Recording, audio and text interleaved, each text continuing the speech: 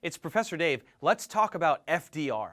He knows a lot about all kinds of stuff. Professor Dave explains. Franklin Delano Roosevelt is considered the greatest president of the 20th century, and along with Washington and Lincoln, he's ranked as one of the three greatest presidents in American history.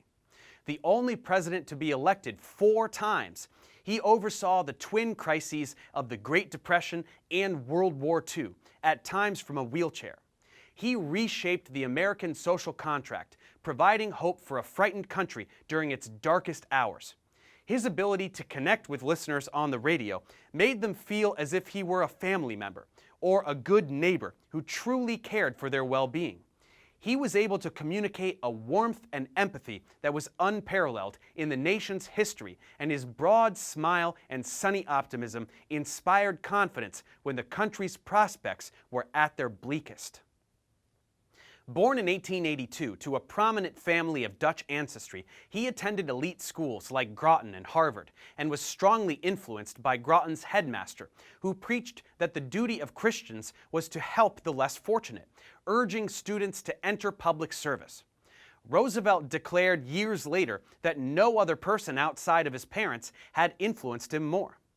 While he was at Harvard, his 5th cousin, Theodore Roosevelt, became president and served as young Franklin's role model.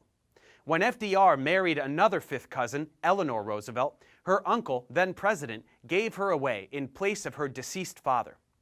Roosevelt entered politics in 1910 as a state senator in New York. In 1912, he was named Assistant Secretary of the Navy in the Wilson administration. He became the Democratic vice presidential nominee in 1920, but the ticket lost to Warren G. Harding.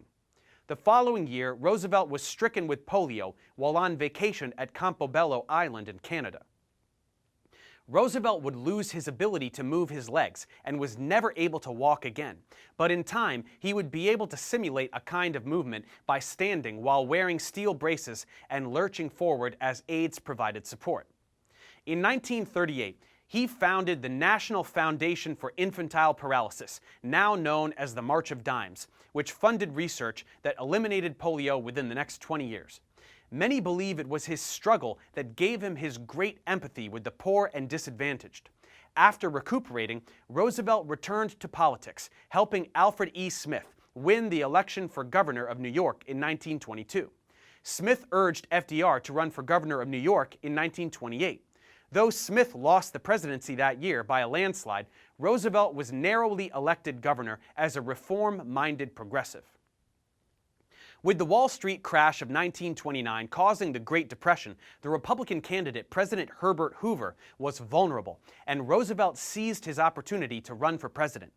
With a strong base in the most populous state in the nation and control of the state Democratic Party, Roosevelt built a national coalition with such allies as newspaper magnate William Randolph Hearst, Wall Street tycoon Joseph P. Kennedy, who was JFK's father, and California politician William McAdoo. He also united the poor, city liberals, farmers, Southern whites, Northern blacks, and ethnic Americans such as Italian, Polish, and Jewish voters, creating a modern Democratic Party coalition that would hold for nearly half a century, though blacks in the South were still disenfranchised due to the sway of powerful conservative Southern Democrats in Congress. His proposal to repeal prohibition solidified the wet vote for Roosevelt, who claimed that repeal would bring in needed tax revenues. In his acceptance speech, Roosevelt declared, "I pledge you a new deal for the American people. This is more than a political campaign. It is a call to arms." He resoundingly defeated Hoover with 57% of the vote. When Roosevelt was inaugurated on March 4, 1933, the U.S. was at the rock bottom of the worst depression in its history, with 25% of the workforce unemployed. Farmers were panicking as crop prices fell by 60%. Industrial production had fallen by more than half since 1929, and 2 million people were homeless. By the evening of his inauguration, 32 of the 48 states had closed their banks. The Federal Reserve Bank was unable to open on the 5th due to huge sums having been withdrawn by panicky customers.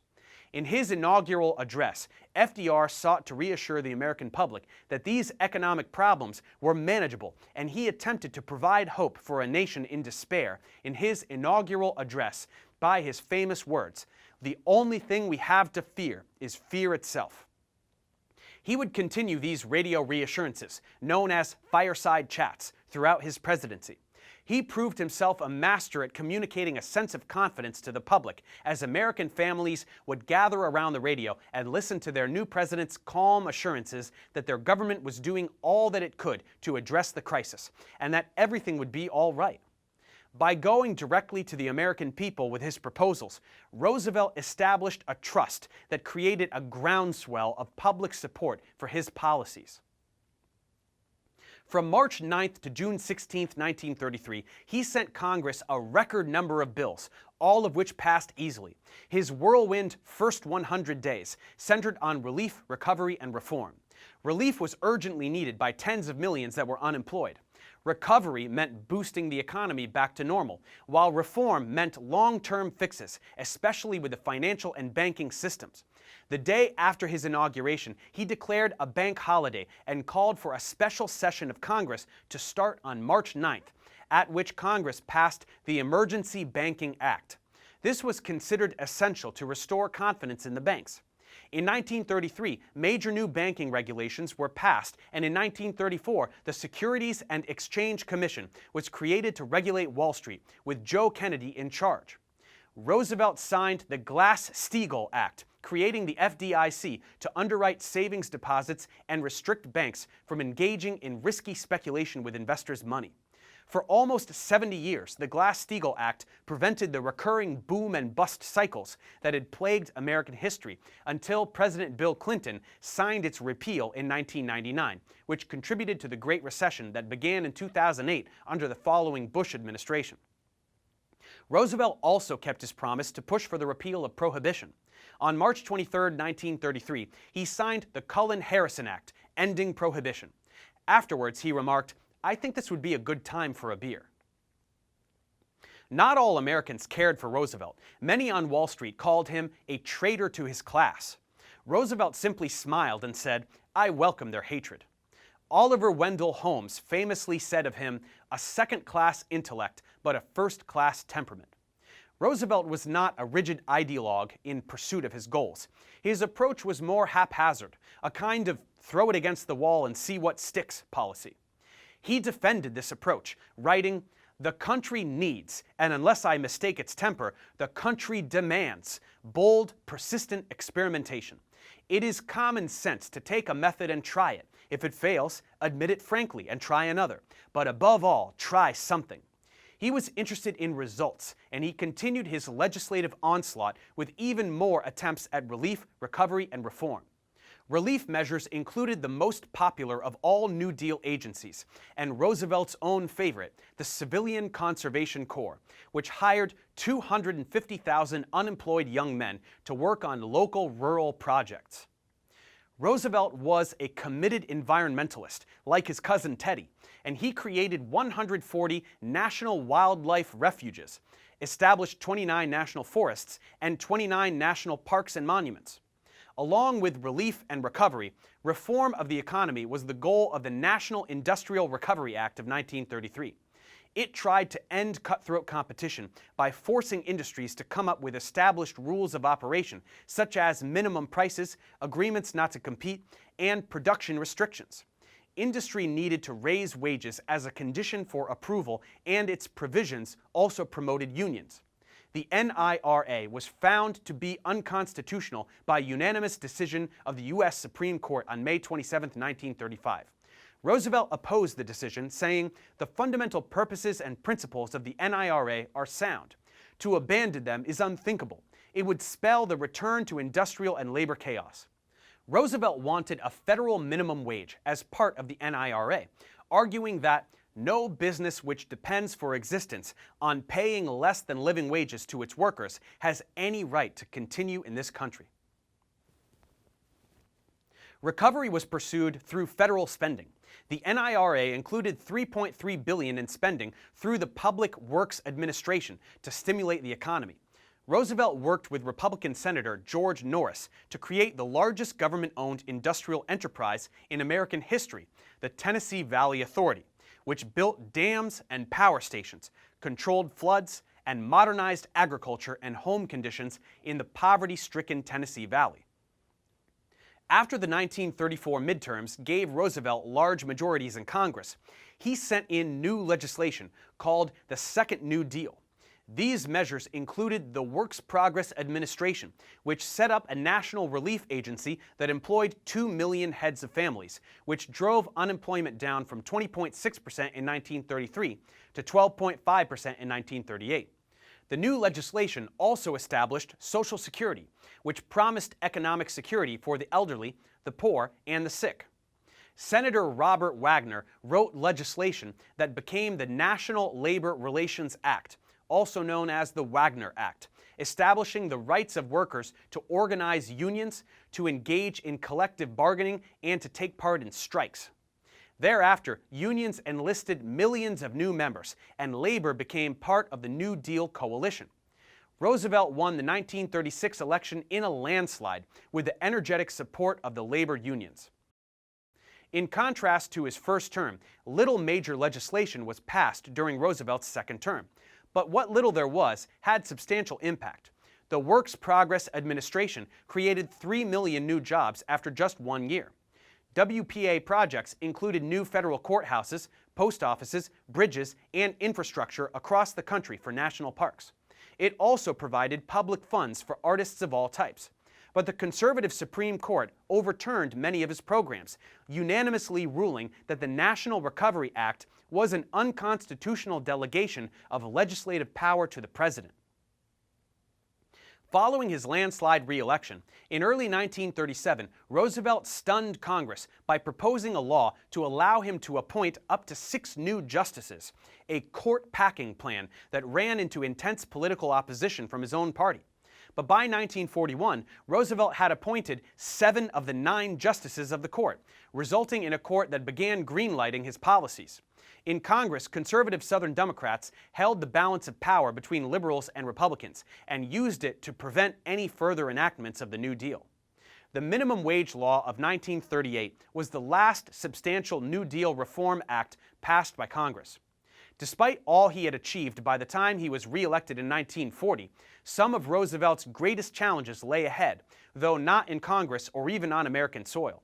His Herculean efforts at rescuing the United States had been successful. Now he would be called upon to save it again during the greatest cataclysm the world had ever faced.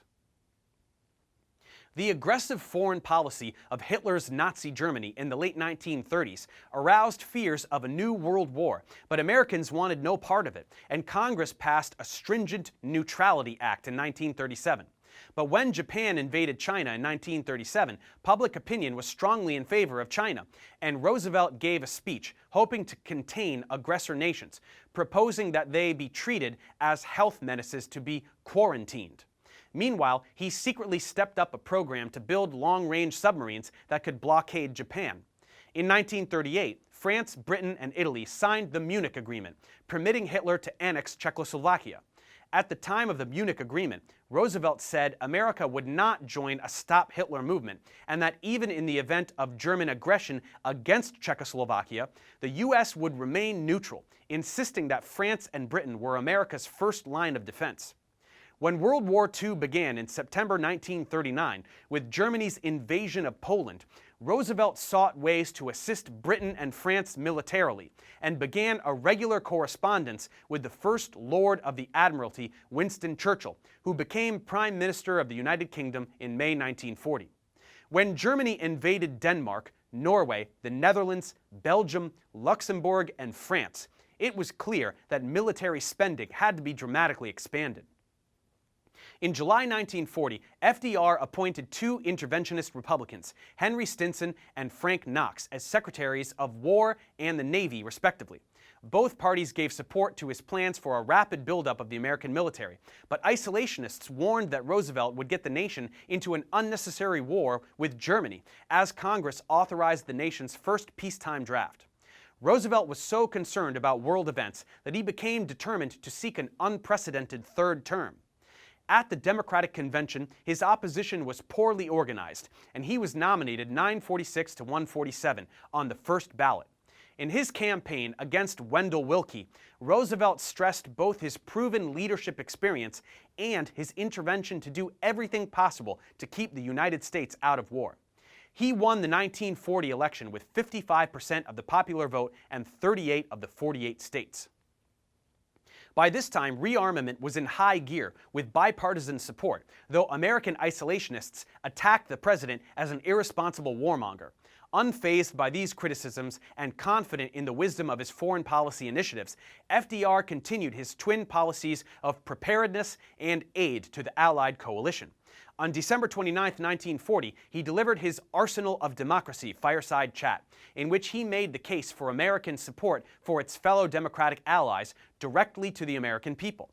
A week later, he delivered his famous Four Freedoms speech, laying out the case for an American defense of basic rights throughout the world. The military buildup spurred economic growth. Unemployment was cut in half from 7.7 million in spring 1940 to 3.4 million in fall 1941, and dropped again to 1.5 million in fall 1942. There was a growing labor shortage in the northern factories, which accelerated the second Great Migration of African Americans, who went north and out to California and other West Coast states for new jobs in the defense industry. It also led to a massive influx of women in the workplace. Isolationist sentiment was already waning when Congress passed the Lend-Lease Act in March 1941, allowing the U.S. to give Great Britain and China military and economic aid, since Britain's finances had become depleted by the end of 1940. When Nazi Germany invaded the Soviet Union in June 1941, FDR agreed to extend Lend-Lease to them as well. He'd committed the U.S. to the Allied cause with a policy of all aid short of war. In July 1941, Roosevelt ordered Secretary of War Stimson to begin planning for total American military involvement. The resulting Victory program anticipated the total mobilization of manpower, industry, and logistics to defeat both Germany and Japan, and to have 10 million men in arms, half of which would be ready for deployment by 1943. Roosevelt and Churchill conducted a secret meeting in Newfoundland, where they drafted the Atlantic Charter, conceptually outlining global wartime and post-war goals. In July 1941, after the Japanese army occupied Indochina, FDR cut off the sale of oil to Japan, which lost more than 95% of its oil supply. FDR felt that an attack by the Japanese was probable, most likely in the Dutch East Indies or Thailand. But on the morning of December 7, 1941, the Japanese struck the U.S. naval base at Pearl Harbor with a surprise attack, knocking out the American battleship fleet and killing 2,403 American servicemen and civilians. The next day, Roosevelt called for war in his famous speech to Congress, in which he said, "Yesterday, December 7, 1941, a date which will live in infamy, the United States of America was suddenly and deliberately attacked by naval and air forces of the Empire of Japan." The anti-war sentiment in the United States largely evaporated overnight. On December 11, 1941, Hitler and Italy declared war on the United States, which responded in kind. Roosevelt and his military advisors implemented a war strategy with the objectives of halting the German advances into the Soviet Union and North Africa, launching an invasion of Western Europe with the aim of crushing Nazi Germany between two fronts, as well as saving China and defeating Japan. Public opinion, however, gave priority to the destruction of Japan, so American forces were sent chiefly to the Pacific in 1942. In the opening weeks of the war, Japan had conquered the Philippines and the British and Dutch colonies in Southeast Asia, capturing Singapore in February 1942. Roosevelt met with Churchill in late December 1941 and planned a broad informal alliance among the U.S., Britain, China, and the Soviet Union. An Atlantic-first strategy was intact, to Churchill's great satisfaction, and on New Year's Day 1942, Churchill and FDR issued the Declaration by United Nations, representing 26 countries in opposition to the tripartite pact of Germany, Italy, and Japan. When the war began, the danger of a Japanese attack on the coast led to growing pressure to move people of Japanese descent away from the coastal region. This pressure grew due to fears of terrorism, espionage, and sabotage, but also related to anti-Japanese discrimination. On February 19, 1942, Roosevelt signed an executive order relocating hundreds of thousands of first-generation Japanese immigrants and their children. They were forced to give up their property and businesses and were transported to hastily built camps in harsh desert locations. This is widely considered Roosevelt's greatest moral failing of the war.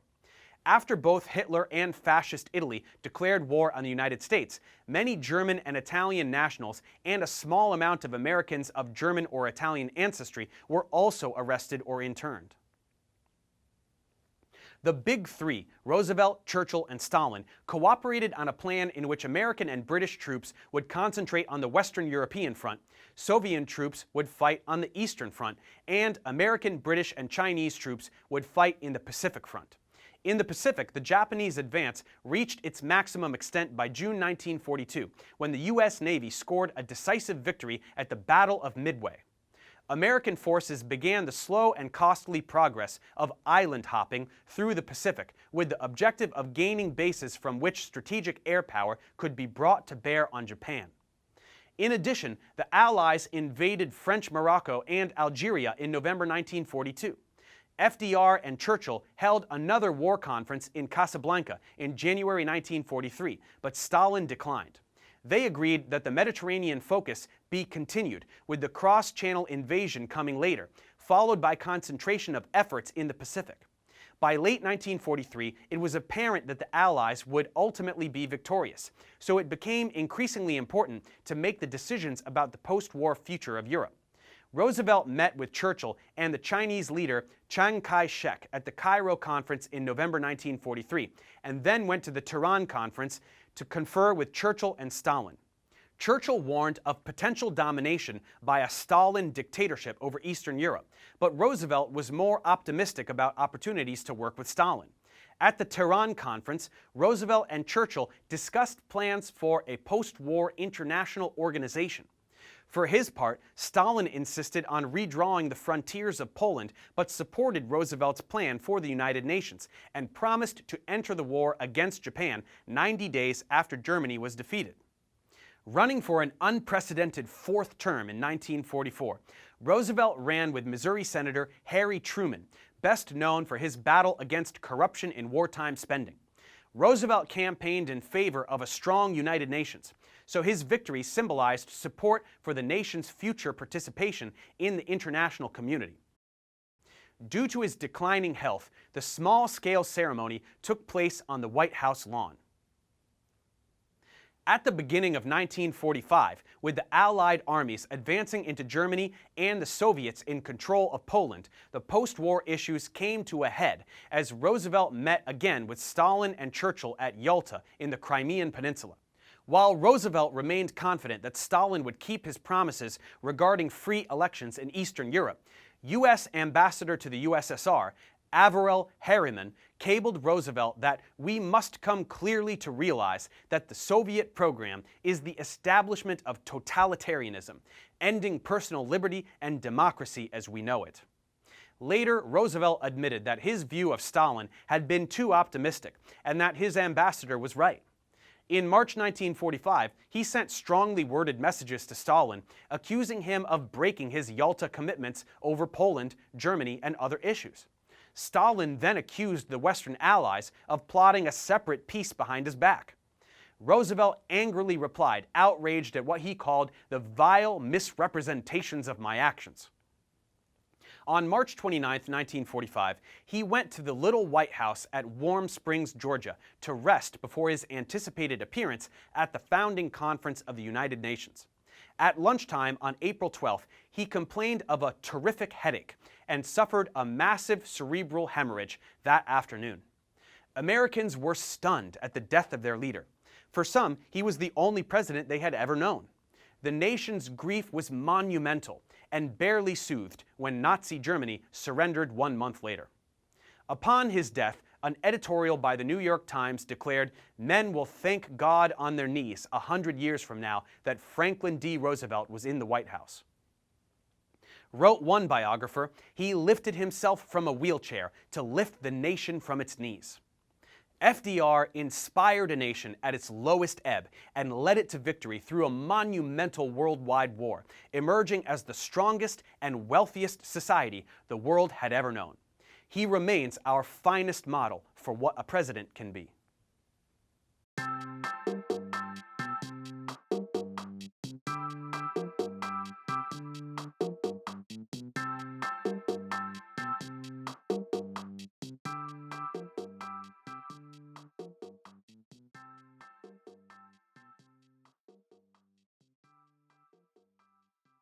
Thanks for watching, guys. Subscribe to my channel for more tutorials. Support me on Patreon so I can keep making content. And as always, feel free to email me, ProfessorDaveExplains@gmail.com.